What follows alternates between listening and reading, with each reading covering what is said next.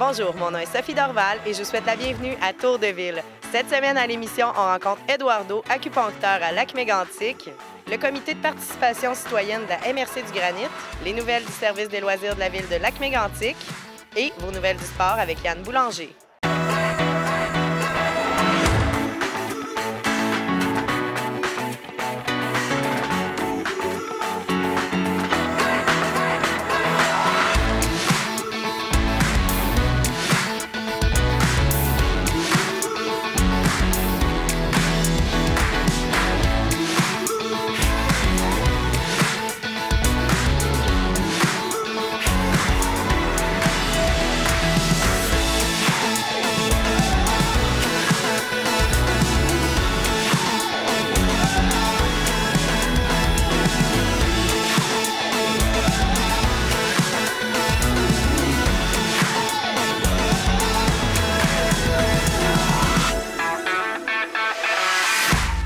Un nouveau service en médecine alternative, l'acupuncture, est arrivé à Lac-Mégantic. On a rencontré Eduardo qui nous parle de cette pratique peu connue dans la région.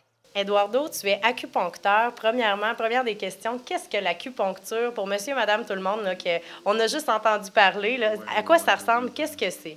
L'acupuncture, c'est une méthode thérapeutique ça vient de la Chine ancienne. On parle qu'il y a 5000 ans d'antiquité. C'est une thérapeutique qui a traversé le temps. Maintenant, elle est reconnue partout dans le monde. L'Organisation mondiale de la santé reconnaît ses bénéfices, ses vertus. Donc, c'est pas ésotérique, là. Mais c'est une thérapeutique énergétique.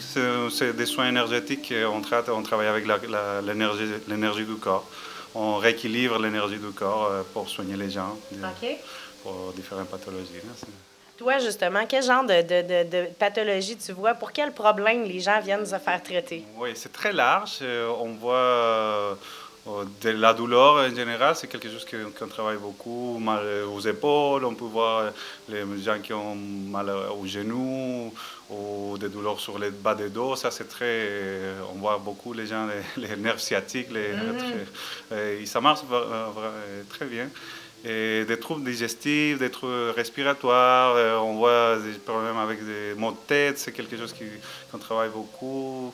Qu'est-ce que je pourrais vous dire? Des problèmes de ménopause, problèmes des femmes, douleurs menstruelles et toutes sortes de...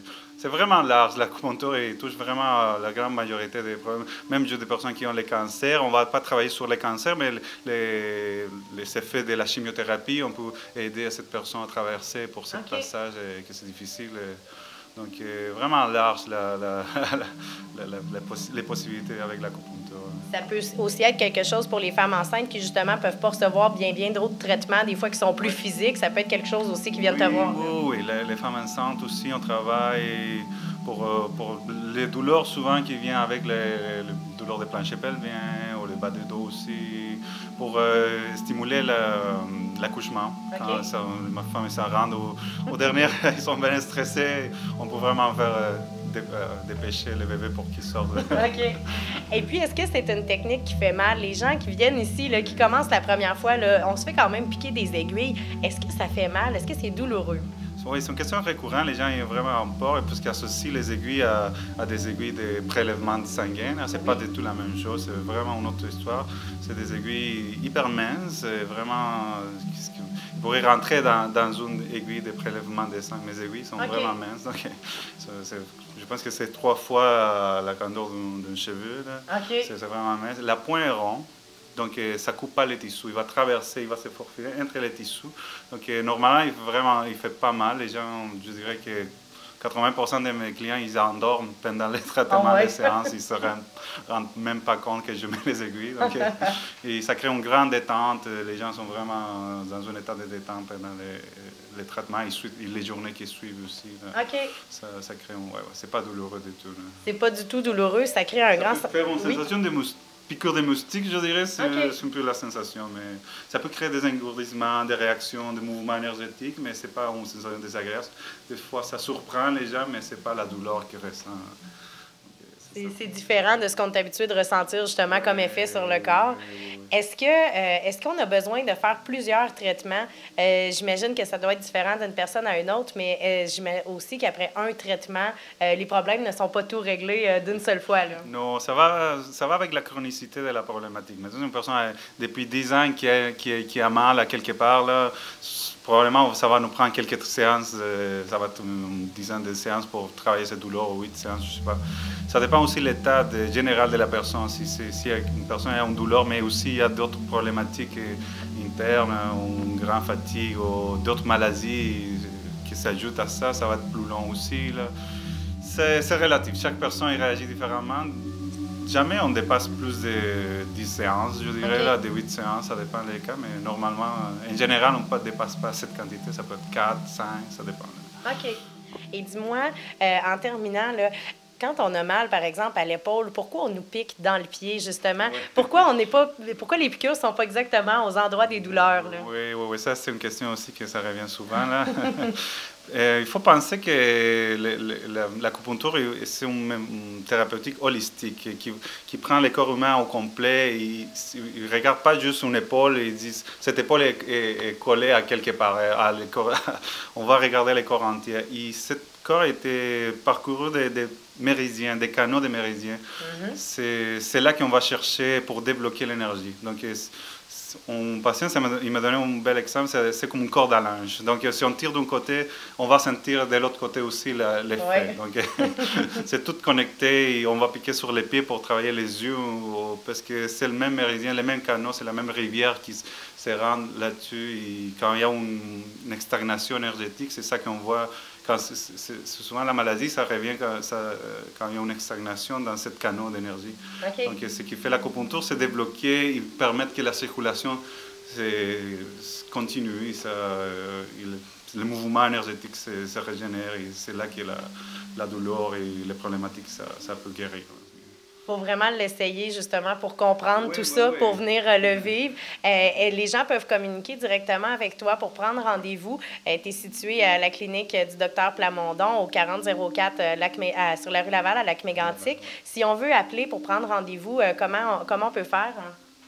Oui, juste m'appeler à mon numéro de téléphone et aussi vous pouvez prendre rendez-vous en ligne sur acupuncture date de choix ou m'appeler au 819-583-7294.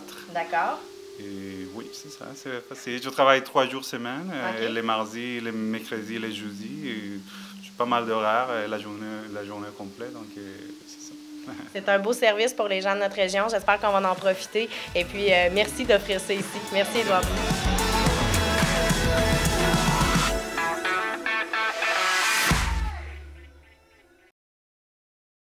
Il y a quelque temps déjà, le comité de participation citoyenne de la MRC du Granit m'invitait à participer avec eux à un concours pour offrir une visibilité aux initiatives locales de bénévoles à travers la MRC du Granit. Cette semaine, on rencontre Jeannot et Marlène qui nous présentent leur projet d'opération visibilité dans notre région. Et puis, les prochaines semaines, nous allons vous présenter des belles initiatives qui ont été faites à travers la MRC du Granit. On est là pour parler du comité de participation citoyenne. Premièrement, Jeannot, peux-tu nous expliquer un peu c'est qui ce comité-là? Qu'est-ce qu'on y fait? Bien, le comité de participation citoyenne existe depuis quelques années déjà. Il est à l'origine, c'est la table des partenaires en développement des communautés, là, qui est un regroupement d'à peu près tous les acteurs du développement de notre MRC, qui a pris la décision de former un sous-comité de travail qui était axé sur la participation citoyenne. Donc, ce comité-là, qui est formé de représentants de la MRC, de la SADC, de la CDC du Granit et du CIUS de l'Estrie pour son noyau principal. Sa mission, c'est de sensibiliser les gens de la population de différentes façons, soit les jeunes, soit les adultes, soit la population en général, aux vertus de la participation citoyenne. On pense que une population qui est dynamique puis qui incite les gens à participer collectivement aux activités de leur milieu, bien, ça fait une communauté qui est dynamique puis qui est plus intéressante. Donc, vous êtes là pour faire la promotion, justement, de la participation citoyenne, de ce qui se passe dans notre région. On a mis sur pied ensemble l'opération Visibilité, en fait, pour promouvoir ces belles actions-là, pour montrer qu'est-ce qui se fait dans notre milieu, parce que des fois, il y a des belles actions qui restent cachées. Vous autres, vous voyez, mais que le reste de la population ne voit pas. Marlène, l'opération Visibilité, veux-tu nous en parler un peu? Comment ça s'est passé? Bien, en fait, l'opération Visibilité, c'est une initiative qui se fait dans le cadre de l'année de la participation citoyenne. 2018, on a décidé, le comité de participation citoyenne, d'en faire l'année de la participation citoyenne. Et on a décidé de mettre en lumière, justement, les initiatives sur l'ensemble du territoire qui sont les plus inspirantes, qui sont les plus innovatrices, les plus originales.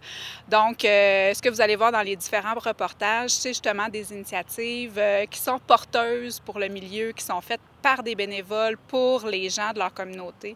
Donc, c'est ce qu'on visait là, dans le choix. Donc, les gens étaient invités à nous faire parvenir leurs initiatives, leur inscription ou à dénoncer aussi des partenaires. Donc, ça, c'était bien aussi. On a eu plusieurs dénonciations. Donc, c'est à partir de là qu'on a choisi 4 initiatives sur l'ensemble du territoire.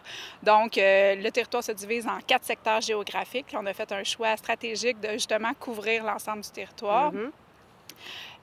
Pour le secteur Mont-Mégantic, Mont-Gosford, on a choisi l'initiative de l'équipe communauté école pour l'agrandissement de l'école de Notre-Dame-des-Bois. Oui. Donc, une très belle initiative portée par l'ensemble des citoyens qui a été faite en partenariat aussi avec d'autres organismes comme la FEAS. Donc, vous allez voir justement cette belle initiative-là dans un reportage. Au niveau du secteur Lac-Mégantic, c'est une initiative vraiment citoyenne, donc pour aider un citoyen en particulier qui est Monsieur Tanguay. Donc l'initiative, c'est Une fleur pour Monsieur Tanguay.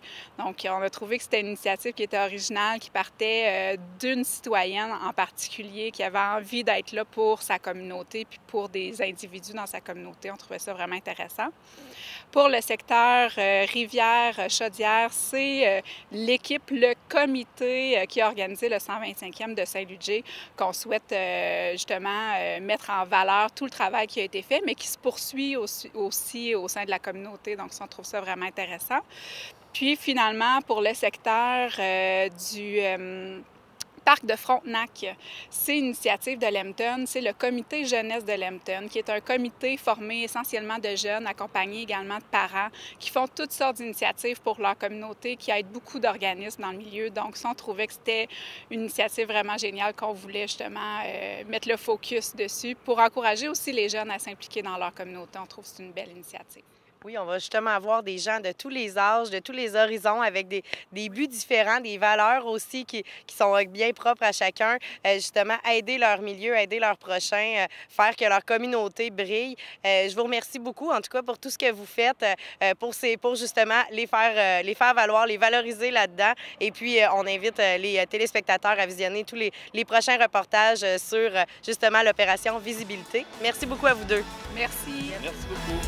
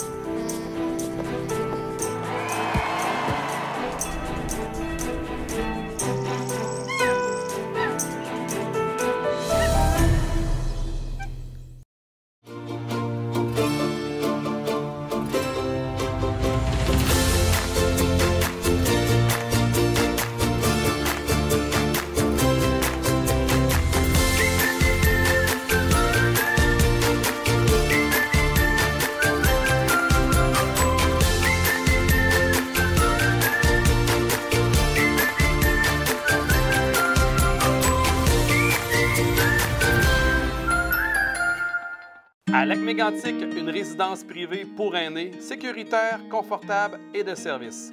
Éden sur le lac. Une place de choix pour partager des moments de qualité pour votre retraite. Un endroit qui saura vous charmer. Un centre à proximité des services. Un service de sécurité 24 heures sur 24.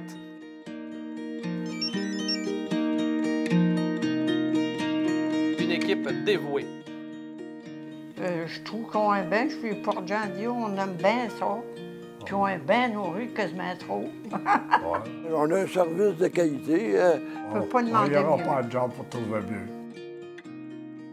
Découvrez tout le charme de notre résidence au cœur de Lac-Mégantic.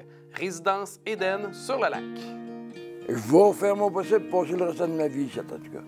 Oui, ah oui, c'est notre chez nous, là. Si le monde il attend trop longtemps, il aura fini par venir par un foyer, puis il aura peut-être perdu 1 an ou 2 ans avec des amis qu'on se fait des nouveaux amis. Bienvenue chez vous, à Éden sur le lac.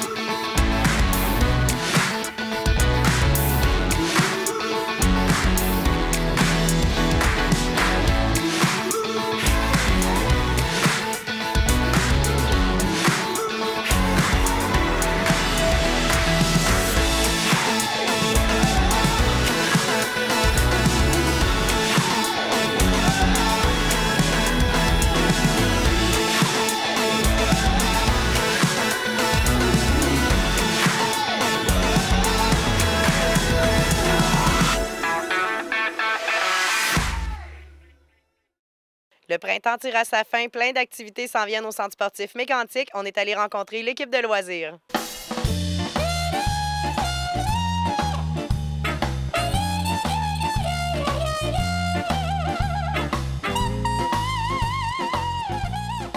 On est présentement devant l'exposition de la relève ici des élèves de Montignac et de Sacré-Cœur. Et puis, on vient de terminer justement l'exposition coup de cœur de la commission scolaire.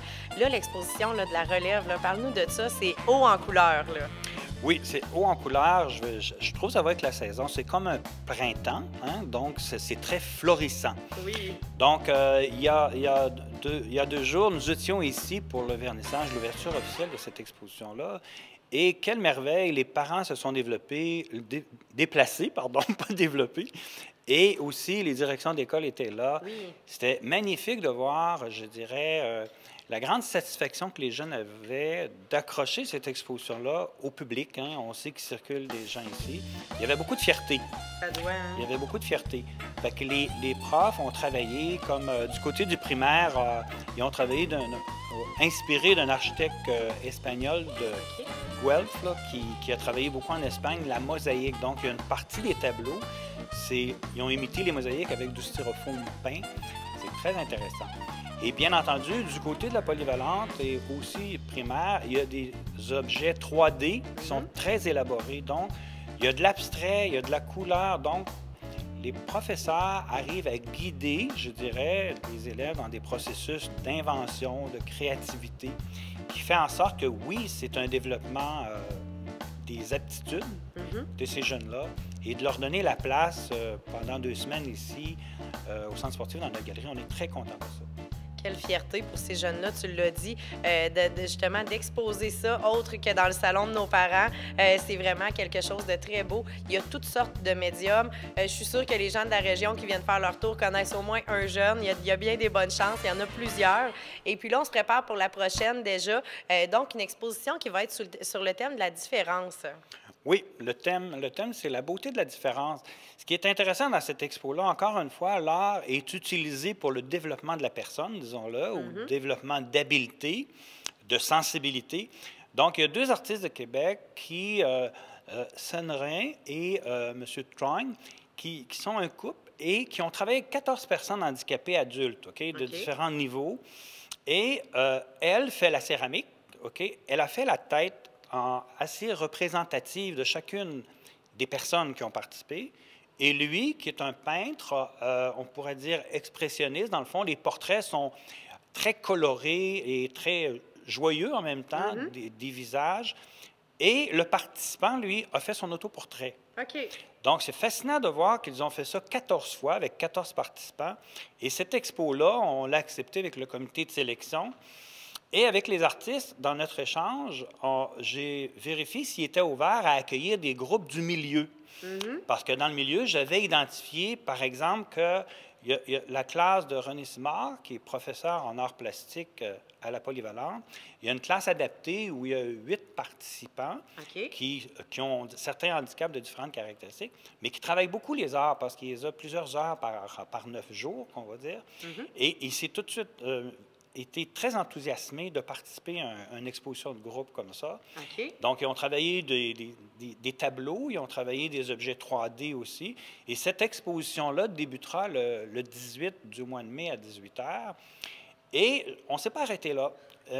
Localement, la Croix-Rouge canadienne a un projet je dirais, de art et métier. C'est une intervention qu'on dirait communautaire dans le milieu, sur tout le territoire de la MRC, où l'art et l'artisanat est utilisé comme moyen pour redonner aux personnes, aux participants, cette capacité-là de dire « je suis encore capable de faire des choses », même s'ils souffrent de certaines difficultés cognitives, ça leur donne énormément de satisfaction de réaliser ça. De plus, un autre organisme local qui est là depuis beaucoup d'années, qui touche aux arts, c'est les Soupapes de la bonne humeur, donc un organisme local de défense des droits, mais aussi de développement d'activités. Fait que ces 4 entités-là seront réunies dans la même exposition. Et wow, on a hâte de voir ça, la diversité que ça va donner. Toi qui aimes ça, rassembler tout ce monde-là, ficeler ces choses-là, justement, joindre le milieu de notre communauté avec d'autres artistes. Tu as aussi eu l'idée que peut-être que le piano pourrait se retrouver ici, lui qui a été justement fait, celui qui a été peint l'année dernière, avec une artiste, pourquoi pas, hein? Exactement. C'est bien que tu t'en parles parce que ce piano-là a été justement transformé, on va le dire comme ça, en œuvre d'art par la classe de René Simard, mais sa cohorte de l'année dernière. Donc, je me suis dit, pourquoi pas ramener le piano et installer une pianiste dessus de la région. Donc, on aura Édith Beauséjour au piano, qui, sur ce piano public-là, édition 2, on va l'appeler comme ça, décoré par la même clientèle. Fait que c'est comme un peu un festin de savoir-faire. Et nous savons que ces gens-là sont très sensibles et réceptifs à la musique. L'effet de leur musique leur fait illuminer les yeux. Donc, c'est ce bouquet-là qu'on peut offrir à la population. Bienvenue au vernissage, ceux qui voudront découvrir ça. Le vernissage qui va avoir lieu le 18 mai prochain. Le 18 mai, et l'heure est facile à retenir parce que c'est à 18h. 18-18, piano public, Édith Beauséjour, les artistes réunis dans une même exposition. Ça va être de toute beauté. Je te remercie, André, puis je vous souhaite un très beau vernissage. On a hâte de venir voir cette expo-là. Merci beaucoup.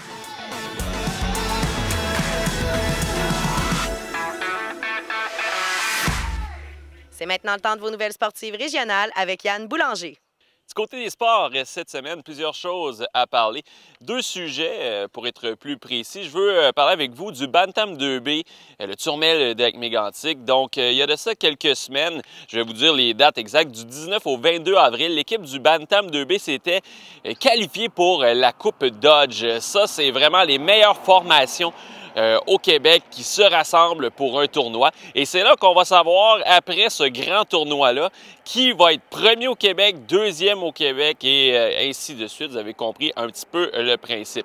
Le Bantam 2B avait une très, très bonne formation et lorsqu'on analysait un petit peu leur classement en saison, ils étaient 10e au classement Élite Québec. Donc, on classe ça comme ça pendant la saison et par la suite, bien, à la toute fin, avec cette Coupe Dodge, on détermine qui va terminer au premier rang, deuxième et troisième rang. C'était une formation dirigée par Martin Rosa. Il était assisté de Martin Roy et de Philippe Jean. Alors, je vous explique un petit peu ce qui s'est passé dans cette Coupe Dodge. C'était sous une formule Ron-Robin. Donc, on disputait des matchs et on devait se qualifier, gagner les matchs le plus possible pour être dans le carré d'as. On a débuté du côté du premier match face à la formation des Mariniers Mariniers de Sorel-Tracy. C'était un match âprement disputé. Les Mariniers étaient classés 4e au classement Élite Québec et ça a été une défaite pour notre Bantam 2B en tir de barrage. Heureusement, lorsqu'on perd dans un run-robin en tir de barrage, ça nous procure un point. Une défaite en temps régulier ne donne pas de point,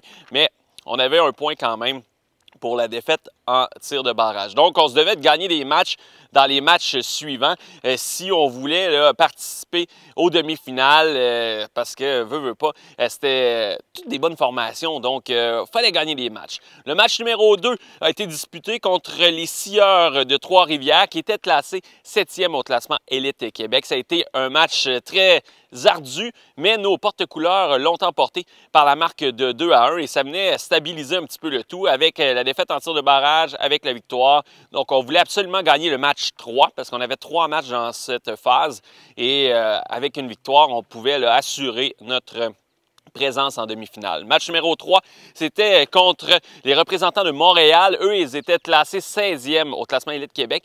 Et ça a paru un petit peu, là, c'était une formation un petit peu plus faible. Et les représentants Bantam 2B ont gagné ce match-là par la marque de 5-0. Donc, on se classait pour le dimanche et on était très heureux.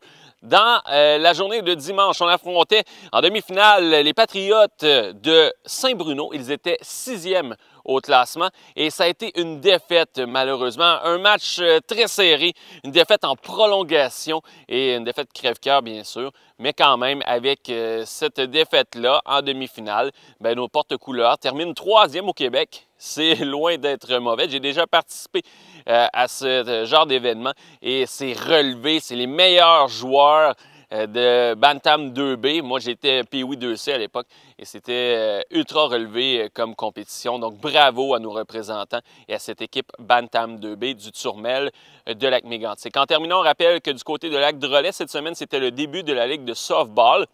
Une ligue qui évolue déjà là, pour une 5e année et c'est vraiment très intéressant. Ça a débuté mardi le 8 mai alors que les 4 équipes étaient en compétition. Une victoire pour les Orioles 4-0 contre les champions en titre, les Pirates et les Dodgers ont gagné contre l'équipe des Reds. Les Dodgers qui ont remporté les 3 premières édition de cette saison de softball. Donc, les mardis soirs, ça se joue au softball du côté de Lac-Drolet. À ne pas manquer la semaine prochaine. Plusieurs choses à discuter, dont un petit peu de karaté. Je ne fais pas ça souvent, mais ça va vraiment être très intéressant.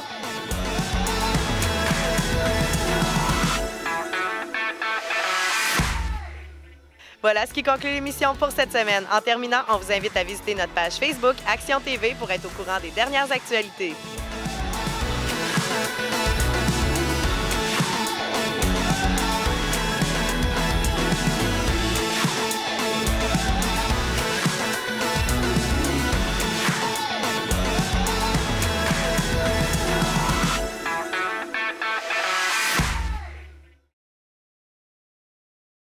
Auparavant, avec le câble conventionnel, lorsqu'on changeait de chaîne, l'opération se faisait directement sur le téléviseur.